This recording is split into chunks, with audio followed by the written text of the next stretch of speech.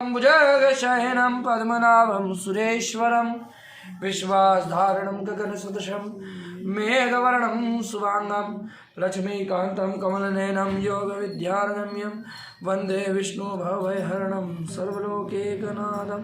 बोलो सत्यनारायण भगवान की जय, गोपाल कृष्ण भगवान की जय, राधारमण सरकार की जय। श्री अस्य प्रथमोऽध्याय प्रारंभे। बोलो नारायण भगवान की जय, गोपाल कृष्ण भगवान की जय। व्यास उवाच बोलो नारायण भगवान की एकदा निमेषारेण ऋषयः सौनकादय प्रपच्छनो मुनयः सर्व सूत पौराणिकं खलो। मामुनि, एक दिन की बात जब व्यास जी ने कहा वो मैं आपको बतलाता हूँ। एक समय नैमिषारण्य तीर्थ में शौनकादि 88,000 ऋषियों ने वेद पुराण की ज्ञाता सूची महाराज से प्रश्न किया है, मामुने किस व्रत और किस तपस्या से मनवांछित फल की प्राप्ति होती है, हम सुनना चाहते हैं, हमारी श्रद्धा उत्पन्न हो रही है, आप बताने का कृपा करें। भगवान कहते हैं, जिस प्रकार देव ऋषि नारद जी द्वारा पूछने पर कमलपति नयन श्री हरि विष्णु भगवान ने जैसा कहा था वैसा मैं आप लोगों से कहूँगा, ध्यान पूर्वक सुने। एक समय योगी नारद जी अनेक लोक का भ्रमण करते हुए मृत्यु लोक में आए। यहाँ अनेक योनियों में जन्म लेने वाले अनेक प्राणी अनेक प्रकार का दुख भोग रहे थे। मन में विचार कर कर कि इन प्राणियों का दुख कैसे दूर होगा, और आज वैकुंठ लोक को चले गए। वहाँ पर भगवान 4 भुजाओं वाले शंख चक्र पद्म धारण किए हुए भगवान नारायण को देखकर नारद जी स्तुति करते हैं। इदं विष्णुर्वी चक्र में त्रिदाने पद्म है समुद्रस्य पागुम सुरेश स्वाहा। ये 4 भुजाओं वाले शंख चक्र देवो केश नारायण, आपको मेरा नमस्कार है। भगवान ने नारद जी को आया हुआ जानकर पूछा है, महाभाग क्या प्रयोजन है जो आज आपका आगमन हुआ। उन्होंने कहा, भगवान मैं अनेक लोकों में घूमता हुआ जब मृत्यु लोक में पहुंचा, वहाँ अनेक योनियों में जन्म लेने वाले अनेक प्राणी अनेक प्रकार का दुख भोग रहे हैं। उनका कलेश दुख कैसे दूर होगा, ऐसा मन में विचार कर कर आज मैं आपके शरण में आया हूँ। भगवान कृपा करके कोई लघु उपाय ऐसा बतलाइए जिससे कलयुगी मनुष्यों का पाप मुक्ति और भक्ति साधन को प्राप्त हो। उन्होंने कहा, आपने बहुत अच्छी उत्तम बात पूछी है। आज एक ऐसा व्रत बतला देता हूँ जिसको प्राणी करेगा दीर्घकाल सुख भोगता हुआ अंत में सत्यपुर वैकुंठ को प्राप्त होगा। नारद जी को आप सब लोग पहचानते हैं, नारद जी प्रश्नों के सागर हैं। नारद जी ने प्रश्न कर लिया, किम फलम किम विधानम कृतम चे कृतम तत्वसार भूय यत्नम। क्या फल है, किसने किया, कब किया, क्यों किया, किस लिए किया, कब करना चाहिए। कहते हैं यह व्रत किसी भी समय भक्ति युक्त श्रद्धा से करना चाहिए। नवेद रूप में उत्तम कौटन्य पदार्थ भगवान सत्यनारायण का पूजन करते समय नवेद रूप में उत्तम कौटन्य पदार्थ को सवाय मात्रा में एकत्रित करो। इसमें मुख्यतः केले का फल, दही, दूध, गेहूं का चूर्ण सवाय मात्रा में एकत्र कर भगवान को अर्पित करो। नहीं हो तो साटी का, नहीं हो चावल का, नहीं हो तो गुड़ या शक्कर रखकर भी भगवान की कथा को श्रवण करने से फल की प्राप्ति होती है। बंधु बांधव के साथ कथा को श्रवण करें, ब्राह्मण को भोजन कराए, नृत्य गीत का आयोजन करें। नृत्य गीत का आयोजन का मतलब होता है भगवान श्री हरि का भजन करना, ना कि इस कलयुगी गीतों पे नाट्य करना। भगवान के भजन का करें, रात भर जागरण करें, हरि कीर्तन करते हुए अपने अपने घर को जाएं। जो बताए हुए इस उपाय को करता है वो दीर्घकाल सुख भोग कर अंत में सत्यपुर वैकुंठ हो जाता है। इति स्कंद पुराण रेवा कंठे अंतर्गत सत्यनारायण व्रत प्रथम अध्याय। बोलो सत्यनारायण भगवान की जय। द्वितीय अध्याय प्रारंभ। बोलो सत्यनारायण अध्यायतम संप्रेक्ष्य मे कृतन्येन पुरादिजा कशित काशीपुरे रम्यम आस्यादित विप्रोति निर्धन। कहते हैं जिन्होंने पूर्व में यह व्रत किया उसके विषय में बतलाता हूँ, ध्यान पूर्वक सुन। काशी नामक एक अत्यंत दुर्गम नगर था। उसमें एक अत्यंत निर्धन ब्राह्मण रहते थे। भूख प्यास से व्याकुल पृथ्वी पर भ्रमण करते थे। एक दिन ब्राह्मण प्रिय भगवान ने वृद्ध रूप धरकर पूछ लिया, हे ब्रह्म, आप इस पृथ्वी पर क्यों भ्रमण करते हो? आजकल ब्राह्मणों का सम्मान मान सब खत्म होता जा रहा है। क्यों? क्योंकि ब्राह्मणों के प्रति आस्था रखने वाले संत मुनि ऋषिगण कम हो रहे हैं, आस्थावान व्यक्ति कम हो रहे हैं। इसलिए भगवान संतों के प्रति आस्था रखने वाले, नए नए धर्मों का आजकल प्रसारण हो रहा है, नए नए धर्मों में आदमी प्रविष्ट होता जा रहा है, सत्कर्मों में, जो कि ब्राह्मण के लिए हित के रामायण में कहा है कि गौ द्विज धेनु देव हितकारी और कृपा सिंधु मानुष। जब जब भगवान नारायण आए हैं, गौ द्विज ब्राह्मण विप्र मुनि और इनों के लिए भगवान ने अवतार लिए हैं। आज जब ब्राह्मणों पर गौओं पर अत्याचार हो रहा है, आज देखो आज जब गौ ब्राह्मण पे हो रहा है अत्याचार, देखो ब्राह्मण पे अत्याचार हुआ, उसके बाद में गौओं पे अत्याचार हुआ, गौओं पर एक नई बीमारी जो लिम्पेस नाम की हुई, वो भगवान उसकी पुकार कर रही है कि भगवान वो ऐसे पुकार से जिससे मेरा इस शरीर का प्रारब्ध इंसान मरा जा रहा है, और मनुष्य योनि का प्रारंभ मनुष्य के जाने के बाद में सर्प योनि प्राप्त करता है, और मनुष्य में आने के पहले गौ योनि प्राप्त करता है। ये पुराणों में वर्णित है। जब मनुष्य बनना है तो कल आपको मालूम है कोरोना में मनुष्यों की बहुत हत्या हुई, बहुत मृत्यु हुई, तो ये गौ ही मनुष्य बन के अब वापस उस पृथ्वी की पूर्ति करेगी। इसलिए गौएं जा रही है और मनुष्य आ रहे हैं, है ना। मगर जो गौ हत्याएं हो रही है, गौ पाप हो रहा है, अब उसका साधन किस प्रकार से होगा? तो यही भगवान का व्रत पूजन करने से भगवान जब ही अवतार लेंगे जब आप उनका, ब्राह्मणों का, गौओं का अच्छी प्रकार से ध्यान करेंगे, पूजन करेंगे, भगवान का स्मरण करेंगे। कहते हैं काशी नामक नगर में जो ब्राह्मण थे उनसे भगवान ने पूछा, आप इस पृथ्वी पर क्यों भ्रमण करते हो, क्या कारण है? उन्होंने उत्तर दिया, मैं अत्यंत निर्धन ब्राह्मण हूँ, भूख प्यास से व्याकुल हो पृथ्वी पर भ्रमण करता हूँ, भिक्षा से प्राप्त होने पर अपने जीवन का व्यापन करता हूँ। भिक्षा और दीक्षा में बहुत अंतर होता है। भिक्षा सृष्टि से प्राप्त करी जाती है ना, और दुनिया से प्राप्त कर कर उसको ग्रहण करा जाता है। अब भिक्षा और भीख में भी दो अंतर है। भिक्षा 5 घर से ली जाती है और भीख अनेकों घर से ली जाती है। दरिद्र मनुष्य कब होता है? जब वो 5 घर भिक्षा मांगने पर ना मिलने पर 6ठे घर पहुंच जाए, उसको भिखारी कहा जाता है। और जो 5 घर भिक्षा ना मिलने पर अपने जीवन को जैसा है वैसा व्यापन करे, उसको भिक्षा कही जाती है। ब्राह्मण 5 घर भिक्षा मांगता था, पूरे गांव में महीने भर में भिक्षा मांगता था। आजकल पूरे गांव में एक बार में ही भिक्षा मांग के आ जाता है। ऐसा नहीं होता था, 5 घर स्वयं भिक्षा लेने जाता था, तो उस व्यक्ति को इंतजार रहता था कि आज फलाना दिन, फलाना वार, फलाना तिथि अब अपने यहाँ ब्राह्मण लेने आएगा और दान करेंगे अपन। मगर आजकल तो रोज के देख लो, अभी दिवाली के दिन देख लो तो जगत के कितने ही भिखारी, गेट बंदी करने का समय नहीं मिला लोगों को। इतने गरीबी है कि अंदर आओ, दूसरा आके बोल रहा है दो, एक को देके आओ, दूसरा खड़ा है। तो भिक्षा और भीख, ये भीख लेने आते हैं, दरिद्र है जीवन से, क्योंकि इनने पूर्व कृत्य प्राप्त कर लिए कि ये दरिद्रता को प्राप्त हो गए। ब्राह्मण दरिद्र नहीं होता है, ब्राह्मण भिक्षा प्राप्त कर कर अपना जीवन व्यापन करता है। जो आपके घर से अंश जाता है उससे आपकी दरिद्रता का नाश होता है, आपके घर में शुभ लक्ष्मी का वास होता है। इसका तदुपयोग आप देख सकते हो जो भी आपके साथ होता है। कहते हैं भिक्षा मांगकर पृथ्वी पर भ्रमण करता हूँ, मेरी दरिद्रता को दूर करने का कोई उपाय हो तो आप बताने का कष्ट करें। उन्होंने बोला आप भगवान सत्यनारायण का पूजन करें। व्रत के विषय में जान लिया, ब्राह्मण ने संकल्प कर लिया, आज जो भिक्षा से धन मिलेगा उससे मैं भगवान का पूजन करूंगा, पाठ करूंगा, और मन में स्मरण करता हुआ आज वो ब्राह्मण जो है अपने घर को आया। भगवान तो अंतर ध्यान हो गए। अब इसको एक भय था कि सुबह अगर वो भगवान प्रकट हो गए और उन्होंने अगर मांग लिया, मेरे पास तो कछु ना है, रात भर नींद नहीं आई, प्रातःकाल उठकर स्नान ध्यान पूजन करने के बाद में भिक्षा के लिए चल पड़ा। आज भिक्षा में 4 गुना धन मिल गया। अब 4 गुना धन क्या होता है? एक तो मेहनत का धन, एक समय का धन, एक अर्थ से मिल जाता है, एक कर्म से समय पे मिलता है। धर्म करने पर जो धन, जो आपने कुछ पूर्व में धर्म करा होगा तो आपके पास धन आएगा। और चौथा मोक्ष का धन, परमात्मा का धन, नारायण का धन, जहाँ से कोई आश नहीं रहती है। हम धन का भूल जाते हैं, मोक्ष रूपी धन कर्म कल के भूल गए और वही मोक्ष रूपी धन हमको प्राप्त होता है।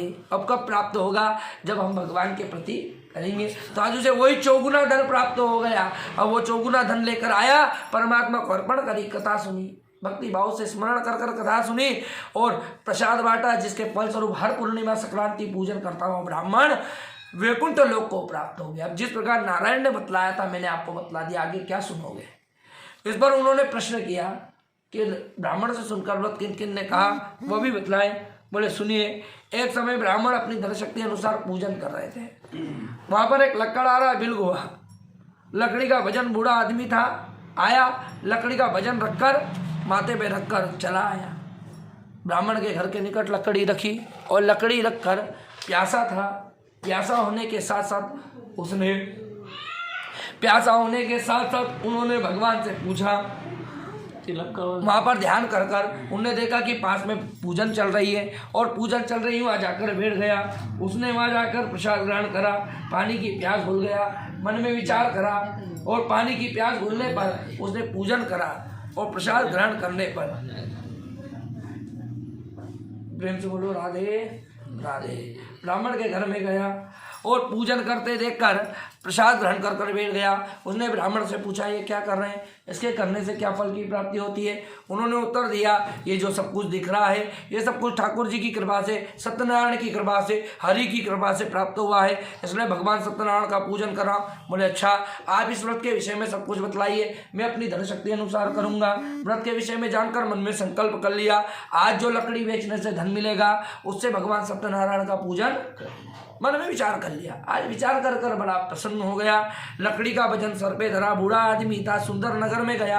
आज कहते हैं कि दिन भर दुकान पे बैठे बैठे धंधा नहीं होता, कर्म नहीं होता, व्यापार नहीं चलता, मगर भगवान की कृपा होती है तो घर जाते जाते दुकान खोलना पड़ जाती है ना। कुछ दुकानदारों का ऐसा होता दिन भर बैठे कोई आया नहीं, मगर जैसे शटर लगाने की बारी आई और गिराक धड़ से आना चालू हो जाते। तो यही जीवन की शटर जब लगने लग जाती है, जब अंधकार दिखने लग जाता है, जब गेट बंद होता दिखने लग जाता है कि अब तो कोई साधन नहीं दिख रहा है, अब क्या होगा परमात्मा, आखिरी उपाय अब क्या होगा, उस समय भगवान अपना प्रसाद देता है। क्योंकि घर में कचरा साफ होता है, साफ सुथरा भूमि होती है, तभी लक्ष्मी घर में प्रवेश करती है। जब तक कचरा रहेगा जब तक लक्ष्मी नहीं आएगी। इसलिए अपन इसी प्रकार से जीवन में जब तक कचरा रहता है तब तक ऐश्वर्य प्राप्ति, भक्ति प्राप्त नहीं होती, जब तक जीवन का कचरा नहीं हटता है। अब जीवन रूपी कचरा क्या है, एक अहम रूपी कचरा कि मैंने प्राप्त करा, मैंने खाया, मैं उठा, मैं सोया, मैं पढ़ा, मैंने अपना जीवन यापन किया और मैं करता हुआ जीवन जब जीता है तो उसको कुछ भी प्राप्त न मामा, मैंने कुछ भी नहीं करा, सब कुछ परमात्मा ने पढ़ाया, सब कुछ परमात्मा ने दिया, आज जो दे रहा है वो भी परमात्मा से प्राप्त हो रहा है। तो न मामा करने से सब कुछ प्राप्त हो जाता है और ममा करने से सब कुछ चला जाता है। इसलिए ममा कभी नहीं करना जीवन में, मेरा मेरा कभी नहीं करना। आज जब न मम करा उसने बोला अब जो भगवान की इच्छा, लकड़ी का 4 गुना धन मिला। अब बड़ा प्रसन्न हो गया भैया, पके हुए केले दूध दही लाया और लाकर भगवान को अर्पित करी, कथा सुनी, जिसके फलस्वरूप इस लोक में सुख भोग कर अंत में सत्यपुर वैकुंठ को प्राप्त हुआ। हर पूर्णिमा व्रत की स्कंद पुराण रेवाखंड अंतर्गत सत्यनारायण व्रत कथायाम 2 अध्याय। बोलो सत्यनारायण भगवान की जय। अध्याय प्रारंभे बोलो सत्यनारायण भगवान की जय। कहते हैं सुतोवाच पुनरग्ने प्रवक्ष्यामि शृणुत्वा मुनिसत्तमा पुराच्युत्कलामुख उल्कामुख नाम नपाश्याचित महापते। प्राचीन काल में एक उल्कामुख नाम का राजा हुआ, अति जितेंद्र सत्यवादी। भगवान की पूजन करते हुए उसने सभी सुख प्राप्त किया। सत्य भक्ता था, जितेंद्र था। एक दिन वो अपनी पत्नी के साथ भद्रशिला नदी के तट पर पूजन कर रहा था। वहां पर एक साधु वेश बनिया आदमी आया, नाव को स्थापित कर कर उनके सम्मुख जाकर बैठ गया। उनसे पूछा ये क्या कर रहे हैं, उसके करने से क्या होती है। उन्होंने कहा संतान प्राप्ति के लिए पूजन कर रहा हूं। मैंने संतान प्राप्ति के लिए पूजन कर रहा हूं, मेरे घर संतान नहीं, इसके विषय में मतलब अवश्य करूंगा। उल्कामुख से राजा ने जान लिया, उल्कामुख नाम के राजा से सब कुछ जान लिया और जानकर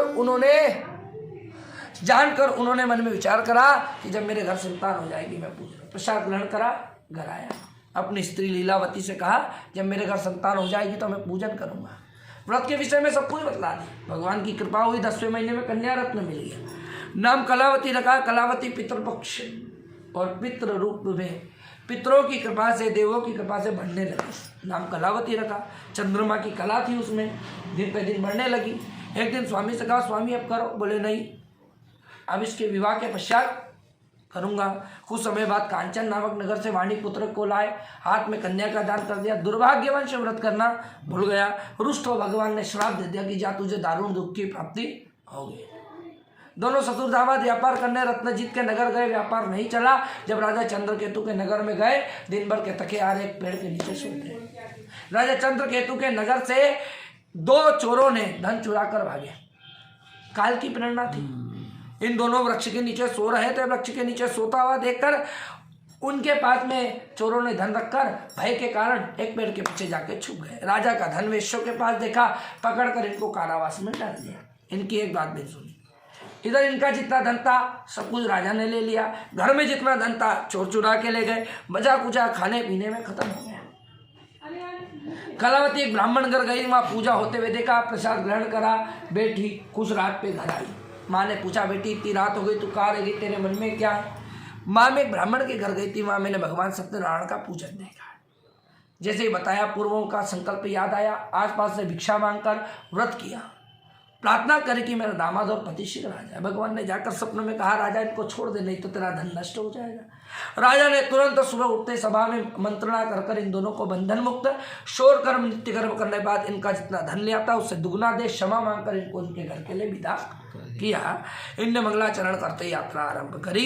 इत स्कंद पुराण रेवा खंडे सत्यदेव तृतीय अध्याय। बोलो सत्यनारायण चतुर्थ अध्याय प्रारंभ। बोलो सत्यनारायण भगवान की। यात्रा प्रारंभ करने पर भगवान ने पूछा, बेटा तेरी नाव में क्या है? दोनों अहंकारवश बोले, क्या धन लेने की इच्छा है? मेरे नाव में तो बेलपत्र है। तथास्तु कह दी। सोने चांदी की नाव बेलपत्र में दे। मूर्छित पृथ्वी पे गिर पड़े, रोने लगे।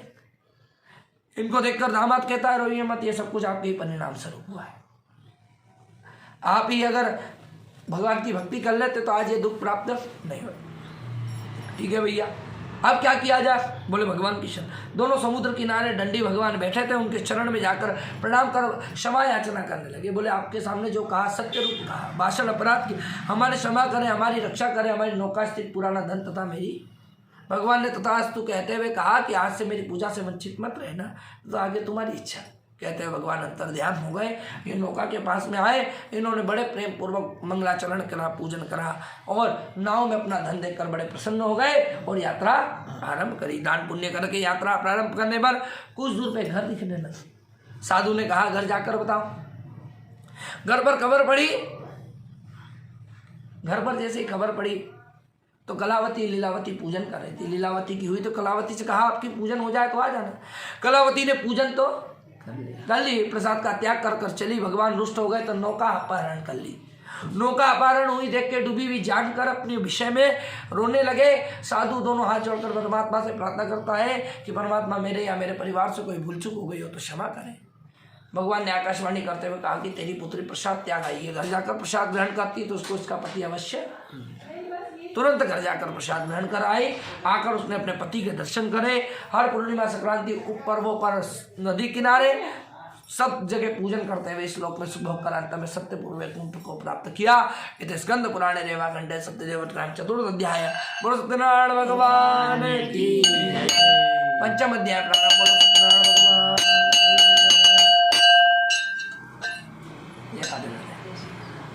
कहते हैं प्राचीन काल में एक तुरंगध्वज नाम का राजा हुआ। जितेंद्र था, सत्यवादी था, बुद्धिमान था, मगर भगवान का प्रसाद त्याग के बहुत दुख प्राप्त किया। एक दिन वन में गया, पशुओं को मारा, एक पेड़ के नीचे आके बैठा, भगवान की आरती नहीं ली, पूजा नहीं, प्रसाद नहीं लिया और अपने घर पहुंचा तो सब कुछ नष्ट। सब कुछ समझ गया कि सब कुछ भगवान ने किया। तुरंत जाके क्षमा मांगी, आज से जीव हत्या नहीं करूंगा। परमात्मा के चरण पकड़ लिए, प्रणाम करते हुए ध्यान करने लगे। भगवान की कृपा पात्र से इस श्लोक में सुखभागा हर पूर्णिमा वचन पाठ करते हुए जैसा था सुखपूर्वक अपना जीवन धन धान्य से परिपूर्ण कर मोक्ष को प्राप्त तुरंगध्वज ने कर लिया। जो भगवान सत्यनारायण की इस पुण्यमयी फलदायिनी कथा को सुनाएगा, दरिद्र धनवान हो जाएगा। बंधन में पड़ा हो बंधन से मुक्त हो जाएगा, भय में पड़ा हो भय से मुक्त हो जाएगा। इस श्लोक में सुख होकर अंत में सत्यपूर्ण वैकुंठ को प्राप्त करेगा। जिन्होंने पहले ये व्रत किया उसके विषय में बतलाता हूँ। पहले ब्राह्मण आए, सुदामा हुए, कृष्णचंद्र की सेवा मोक्ष को पा गए। दूसरा लक्कड़हारा बिलगुआ राजा नहुष हुआ, रामचंद्र की सेवा कर प्राप्त कर गया। तीसरा उल्कामुख नाम के राजा क्या हुए, दशरथ, रंगनाथ की सेवा कर मोक्ष को पा गए। चौथे वैश्य मौर्धज नाम का राजा आर्य से चिरकर पुत्राहुति दे मोक्ष को पा गया। पंचम में तुंगध्वज नाम का राजा स्वयंभू होकर मोक्ष को प्राप्त कर गया। ग्वाल बाल हरि कीर्तन करते हुए मोक्ष को प्राप्त कर गए। जो भगवान की इस पुण्यमय कथा को सुनता है, भगवान को कोई काल, कोई सत्यनारायण कहता है। भगवान विष्णु ही सबका मनोरथ पूर्ण करते हैं। स्कंद पुराण रेवा खंड अंतर्गत सत्यदेवोत्तरायण संपूर्णम संकर्ष चक्रम सकीट कुंडलम सपीतवस्त्रम सरशूणे अक्षरम सहस्रावृक्षम कौस्तुभम श्रियम नमामि विष्णु शीर्षा चतुर्भुजम अच्युतम केशवम रामनारायणम कृष्णदामोदरम वासुदेवम हरे श्रीधर माधवम गोपिका वल्लभम श्री जानकी नायकम श्री रामचंद्रम भजे आदिदेव जगत कान श्रीधरम लोकनाथ विभुव्यापकम शंकरम सर्वे भक्ते दष्टम मुक्तिपदम माधवम सत्य नारायणम विष्णु भजे। बोलो नारायण भगवान।